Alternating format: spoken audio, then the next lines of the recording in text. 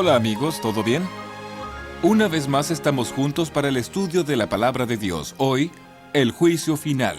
Recuerda que en el estudio anterior estudiamos sobre el santuario. Y ahí vimos que Jesús murió en la cruz, resucitó al tercer día y después de 40 días, Él subió a los cielos. Así que Jesús subió al cielo. Él entró en el lugar santo del santuario celestial. Pero de acuerdo con una fecha profética basada en Daniel 8, versículo 14, Jesús pasó del lugar santo al lugar santísimo, y ahora, en este momento, Jesús está en el lugar santísimo del santuario celestial, intercediendo por nosotros. Esta afirmación está en Hebreos 9 y versículo 24. Él comparece delante de Dios para interceder en nuestro favor. Ahora, ¿qué está haciendo Él exactamente ahora? Ahora Jesús está haciendo el trabajo ya del juicio, o sea, el juicio final ya comenzó y está dividido en tres partes. ¿Sabe? Algunas iglesias hablan sobre el juicio, algunas músicas populares y hasta música campestre también hablan sobre el juicio. Y existe un rezo que habla también sobre el juicio. Usted debe conocerlo. Voy a rezar un poco para usted. ¿Está bien? Bien. Creo en Dios Padre Todopoderoso. ¿La conoce? Creador del cielo y de la tierra, y en Jesucristo su único Hijo, nuestro Señor, que fue concebido por obra y gracia del Espíritu Santo, nació de Santa María Virgen, padeció bajo el poder de Poncio Pilato, fue crucificado, muerto y sepultado, descendió a los infiernos.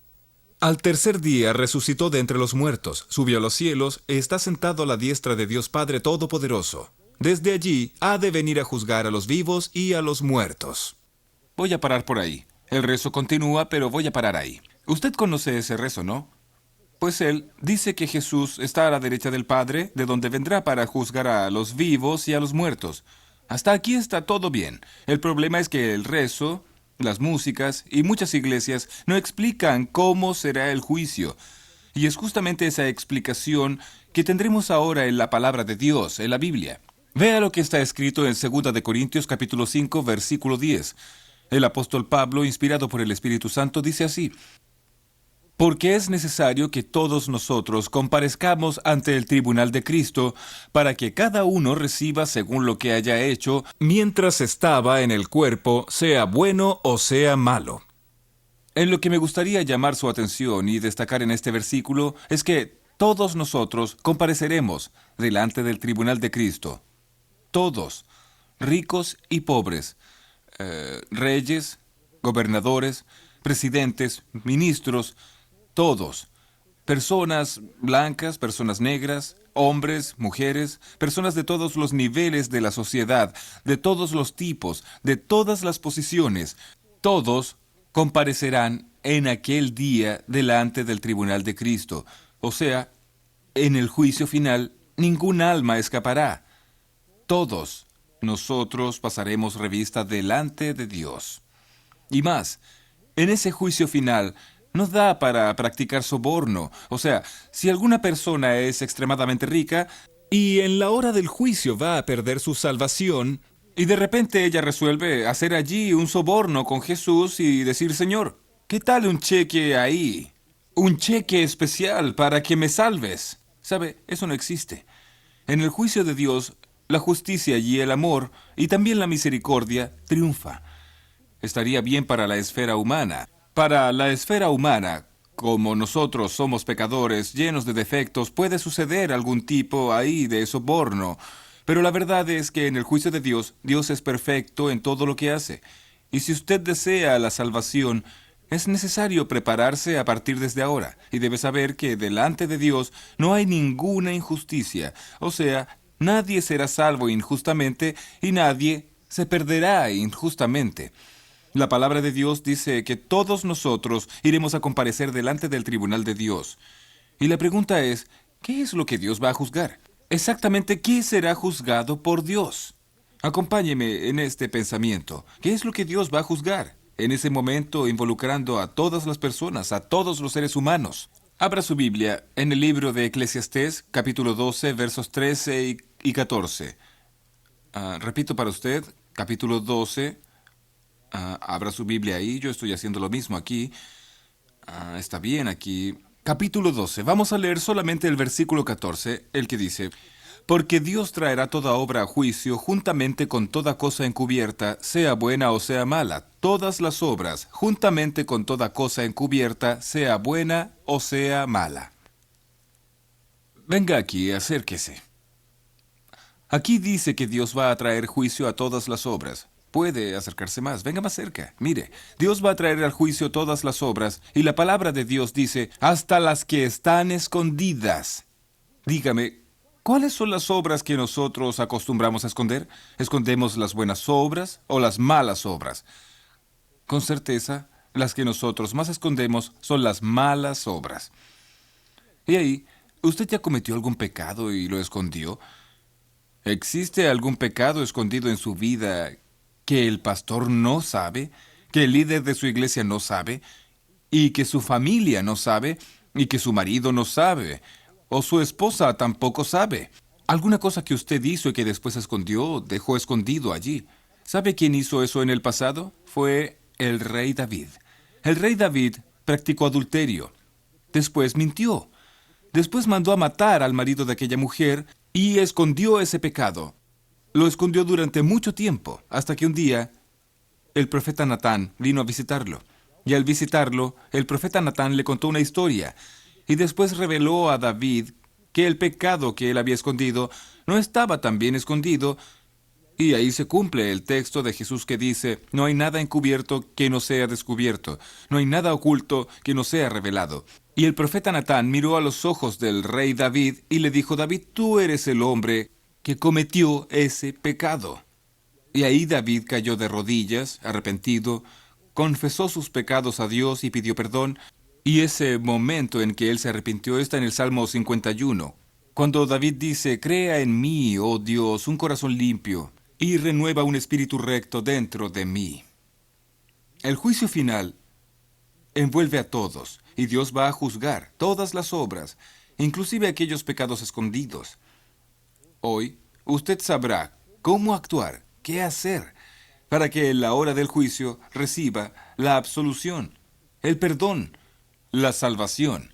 Entonces vamos a analizar juntos todos esos detalles y qué hacer, cómo actuar delante del juicio. ¿Está bien? Entonces vamos a abrir la Biblia y vamos a saber detalles del juicio y a saber cómo debemos actuar. Acompáñeme, por favor. Acompáñeme aquí. Aquí está. Aquí dice que Dios va a traer juicio a todas las obras. Piense un poco. Desde que usted nació hasta ahora, ¿cuántas palabras ya dijo? ¿Cuántos pasos ya dio? ¿Cuántos pecados usted ya practicó? ¿Cuántas cosas buenas usted ya hizo? ¿Qué fue lo que pasó en su vida desde su nacimiento hasta ahora? Si el juicio final terminara hoy para usted, ¿usted estaría salvo o perdido? ¿Usted estaría con la salvación garantizada? ¿Qué cree usted? Piense. Es lo siguiente, si usted está en duda, si alguna cosa le preocupa, entonces cálmese. Nosotros vamos ahora a analizar esos detalles del juicio final. Primeramente, ¿quién es quién en el juicio final? ¿Quién es quién? ¿Quién es el juez? ¿Quién es el abogado de defensa? ¿Quién es el abogado acusador? ¿Quiénes son los testigos? ¿Y quiénes son los acusados? ¿Y cuál es la ley usada por Dios como norma en el juicio final? Vamos a saber quién es quién. Eso está todo en la Biblia, y yo lo invito a usted para que me acompañe en estas lecturas y saber entonces el diagrama del juicio. ¿Quién es quién en el juicio final? Para que usted entienda muy bien eso, es preciso saber que el juicio está dividido en 3 fases. La primera fase está en Apocalipsis 14, versículos 6 y 7. Abra su Biblia, Apocalipsis 14, versículos 6 y 7. Está aquí, vea. La primera fase del juicio dice así: vi volar por en medio del cielo a otro ángel que tenía el evangelio eterno para predicarlo a los moradores de la tierra, a toda nación, tribu, lengua y pueblo, diciendo a gran voz: temed a Dios y dadle gloria, porque la hora del juicio ha llegado. Y adorad al que hizo el cielo y la tierra, el mar y las fuentes de las aguas. ¿Entendió? En ese versículo, o en esos 2 versículos, encontramos, llegó la hora del juicio. Entonces aquí tenemos la primera fase del juicio, que es el juicio actual, presente, que sucede ahora.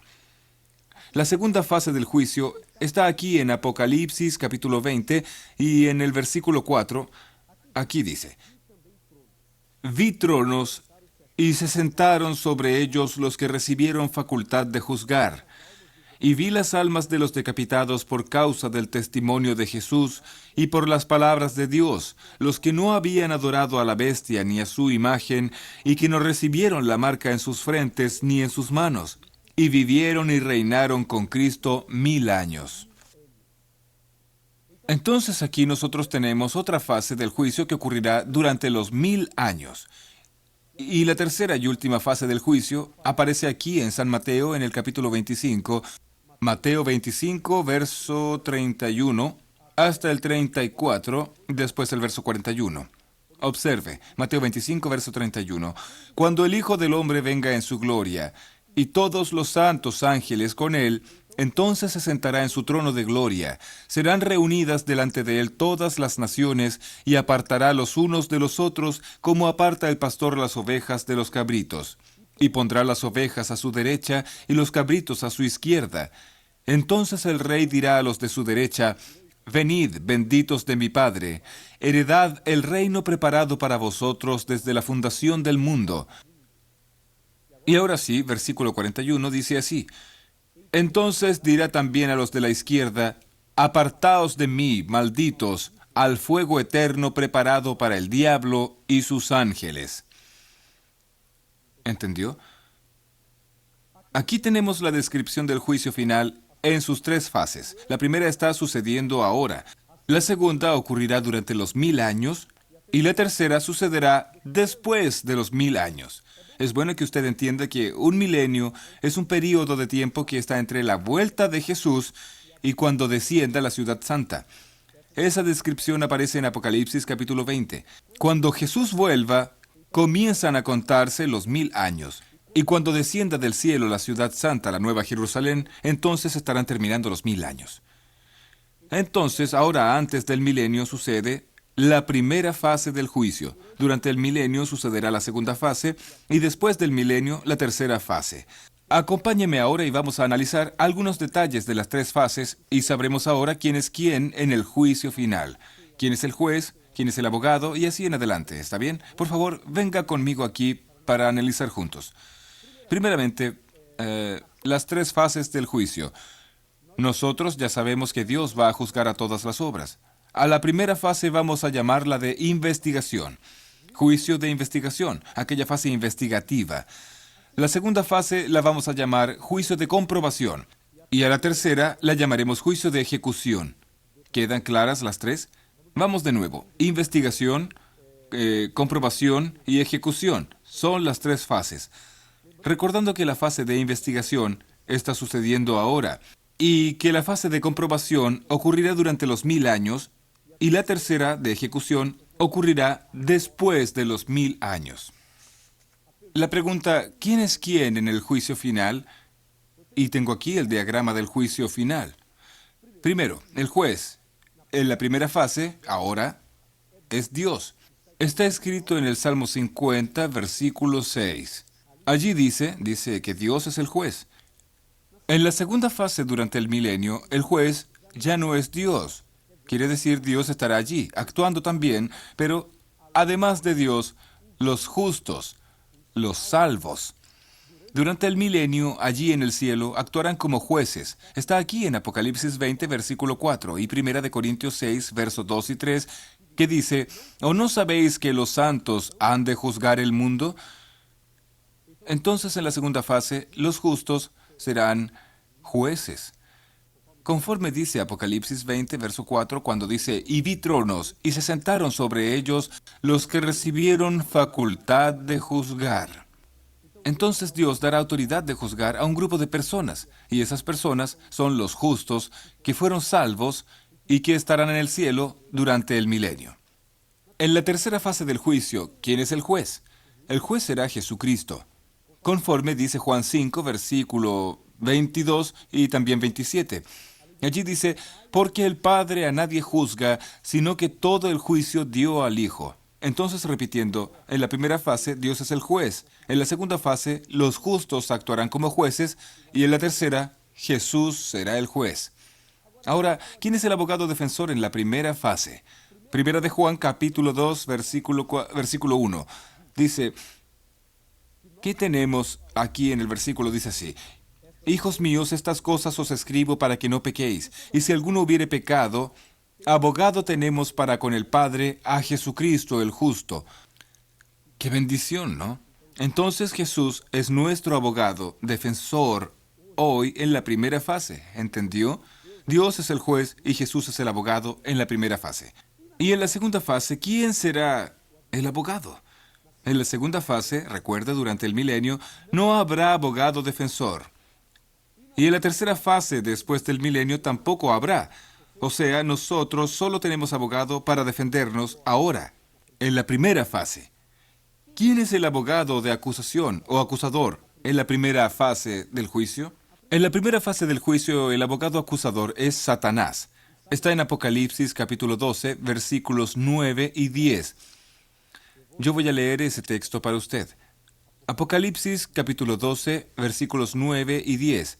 Dice así, el 9. Y fue lanzado fuera el gran dragón, la serpiente antigua que se llama Diablo y Satanás, el cual engaña al mundo entero. Fue arrojado a tierra y sus ángeles fueron arrojados con él. Entonces oí una gran voz del cielo que decía, ahora ha venido la salvación, el poder y el reino de nuestro Dios y la autoridad de su Cristo, porque ha sido lanzado fuera el acusador de nuestros hermanos, el que los acusaba delante de nuestro Dios día y noche. Por lo tanto, el acusador es Satanás. En la segunda fase, ¿dónde estará el acusador? Apocalipsis 20, versículos 1, 2 y 3 dicen, allí los versículos dicen lo siguiente, que el acusador durante la segunda fase, él estará preso. Va a descender un ángel que tiene la llave del abismo y va a encadenar a Satanás por 1000 años. Entonces, en la segunda fase, el acusador estará preso. Y en la tercera fase, Satanás vuelve para acusar por un poco de tiempo, es lo que dice el versículo 3 de Apocalipsis 20. Aquí dice claramente, y lo arrojó al abismo, y lo encerró, y puso su sello sobre él, para que no engañase más a las naciones, hasta que fuesen cumplidos 1000 años. Y después de esto debe ser desatado por un poco de tiempo. Entonces, después del milenio, en la tercera fase, Satanás vuelve como acusador, pero por poco tiempo. Ahora, ¿quiénes son los testigos? Los testigos del juicio final son los ángeles. Apocalipsis 5, versículo 11. Los ángeles. En la primera, en la segunda y en la tercera fase, los ángeles son los testigos. ¿Y quiénes son los reos? Claro que los reos somos todos nosotros. No hay duda. Pero en la primera fase del juicio, los que están siendo investigados, juzgados en ese proceso investigativo, son los cristianos, los justos, los hijos de Dios. Conforme dice aquí, Primera de Pedro 4:17. Está aquí, Primera de Pedro 4:17. Porque es tiempo de que el juicio comience por la casa de Dios. Y si primero comienza por nosotros, ¿cuál será el fin de aquellos que no obedecen al Evangelio de Dios? Entonces, ¿entendió? El juicio comienza por la casa de Dios, por la iglesia, por los cristianos, por los que sirven a Dios. Es lo que dice la palabra de Dios. Entonces, hoy, los cristianos están siendo juzgados. En la segunda fase del juicio durante el milenio, los impíos serán juzgados. La verdad, en la segunda fase del juicio, el juzgamiento es solo comprobación. Y en la tercera fase del juicio, todos oirán de Cristo la sentencia final. Los justos oirán de Cristo, venid benditos de mi Padre. Y los impíos oirán de Cristo, apartaos de mí para el fuego eterno. Y por último, la ley. ¿Cuál será la ley usada por Dios como norma para el juicio? Santiago, capítulo 2, del 10 al 13, dice que son los 10 mandamientos. Los 10 mandamientos es la ley usada por Dios como norma para el juicio. Si los 10 mandamientos son usados por Dios como norma para el juicio, yo pregunto, ¿qué decir de aquellos que no aceptan la ley, que no aceptan los 10 mandamientos? ¿Cómo será el juzgamiento de ellos? Por eso, es importante entender no solamente el diagrama del juicio, sino también la vida de obediencia que Dios espera de nosotros. Entonces, concluyendo este estudio, este pensamiento, entienda lo siguiente. En la primera fase del juicio, Dios es el juez. En la segunda fase, los justos. Y en la tercera fase, Jesús. En la primera fase, Jesús es el abogado. En la segunda y en la tercera, no habrá abogado de defensa.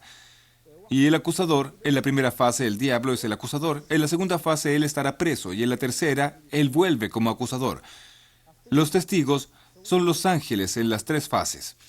Los reos hoy son los justos y están siendo juzgados. En la segunda fase, los impíos, y en la tercera, todos. La ley usada como norma para el juicio son los 10 mandamientos en las tres fases. Me gustaría cerrar el estudio llamando su atención al siguiente punto. Hoy, Cristo es su abogado y el mío, pero un día Él será nuestro juez. Entonces aproveche ahora, ya que Jesús está delante del Padre, intercediendo por mí y por usted. Aproveche esta oportunidad para arrodillarse y clamar la misericordia de Dios, para confesar sus pecados, para pedir perdón por los pecados pasados, por los pecados presentes, y también por aquellos que usted escondió en algún momento. Confiese todo a Dios. Si usted no recuerda ningún pecado, pida perdón por aquellos que usted no recuerda, y la misericordia de Dios estará sobre usted. Y tenga la seguridad absoluta que cuando llegue el momento final de la historia, si usted es fiel, confiesa sus pecados a Dios, pide perdón a Dios y los abandona, y anda en comunión con Jesús, con certeza, usted será vencedor y victorioso. Yo creo eso. Y por eso lo invito ahora, ya que tomó esa decisión, a orar conmigo. Cierre sus ojos. Vamos a orar. Querido Padre Celestial, muchas gracias porque tú, Señor Jesús, eres nuestro abogado, porque Jesús intercede por nosotros. Muchas gracias por saber también que la sangre de Jesús nos purifica de todo pecado. Cuando llegue el momento de la decisión final de nuestra vida, que nosotros podamos estar preparados. Yo te entrego a esta persona en tus manos, en el nombre de Jesús. Amén.